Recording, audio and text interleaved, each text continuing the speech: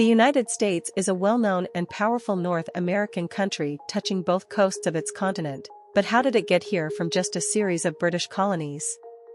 In July of 1776, as the result of the Revolutionary War, 13 American colonies gained independence from the British Empire to form the United States. The United States originally controlled territory from the Atlantic coast all the way to the primary branch of the Mississippi River. For about the first 30 years of independence, the country stayed the same, with no major territorial gains. However, in 1803, everything changed. France made a deal with the United States to sell 828,000 square miles of land, called Louisiana, for just $11 million at the time. Louisiana went as far north as modern-day Canada and as far south as the Mexican Gulf. There were many reasons as to why France sold it. France was desperate for money as their funds had been drained by the military costs of the Napoleonic Wars. Another major reason was, originally, after purchasing Louisiana from Spain, they had plans of colonizing it but didn't, as it was too large and difficult to administer, so the land was not as valuable to them as most people would think. Also, many historians say that the French feared the British were going to take control of Louisiana, so they would rather sell it to the US and make some money off of it than let it get annexed by the British and not make any money at all. The Spanish and British both had control over Florida at some point, but from the end of the Revolutionary War, Florida had been a part of the Spanish Empire.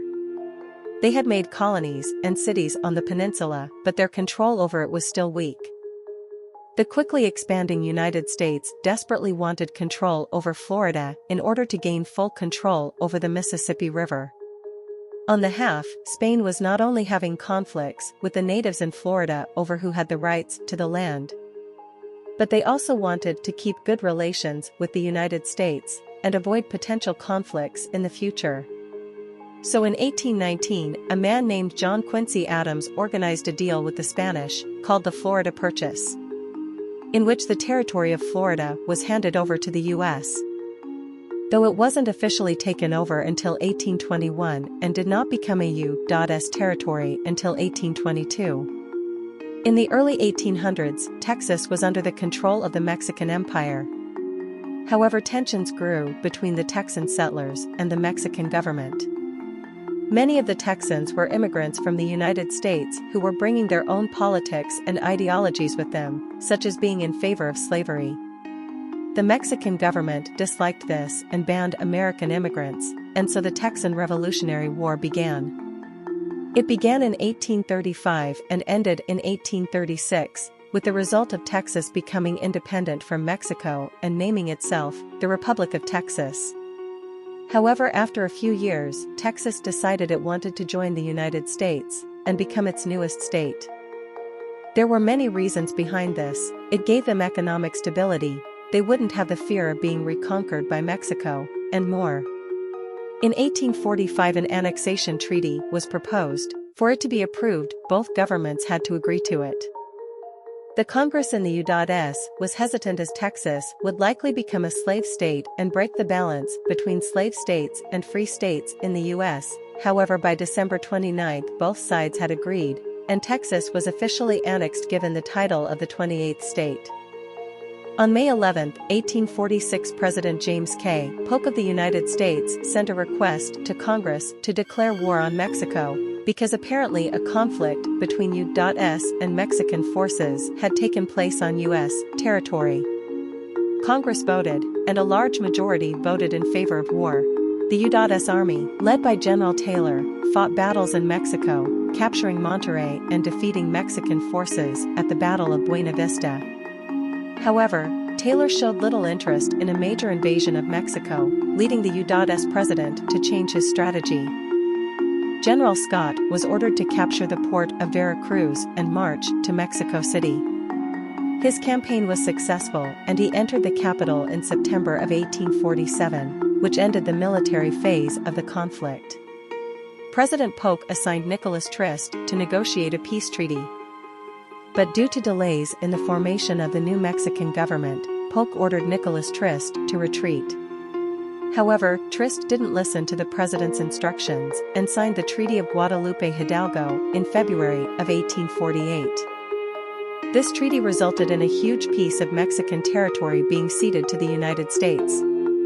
This huge territory included modern-day U.S. states such as New Mexico, Utah, Nevada, Arizona, parts of Colorado and Texas, and the most populous modern-day American state, California.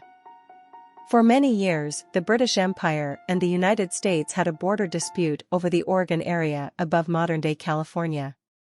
So on June 15, 1846, both sides signed the Treaty of Oregon, in which the 49th parallel, separating Canadian Britain from the U.S., would be extended in a straight line all the way to the Pacific Ocean, which now marked the southern half of the Oregon area as territory of the United States. It included parts of what we now know of as Washington State, Oregon, and Idaho. Many argue the Treaty of Oregon marks the end of the main expansion of the United States. However, I disagree. There is one more major territorial gain. In the 1860s, mainly because of financial struggles, the Russian Empire offered to sell its North American territory, called Alaska, to the United States. The American Secretary of State, William H. Stewart, negotiated with Eduard de Stoeckel, the Russian minister. On March 30, 1867, Russia agreed to sell it to the U.S. for just $7,200,000. In just 100 years, the United States went from a few coastal colonies to one of the biggest countries on the planet. Congratulations if you made it to this point of the video, because only about 8% of people actually make it to the end. I don't really use my voice in these videos because I always mess up when I try voice recording, and AI just says things a lot better than I would.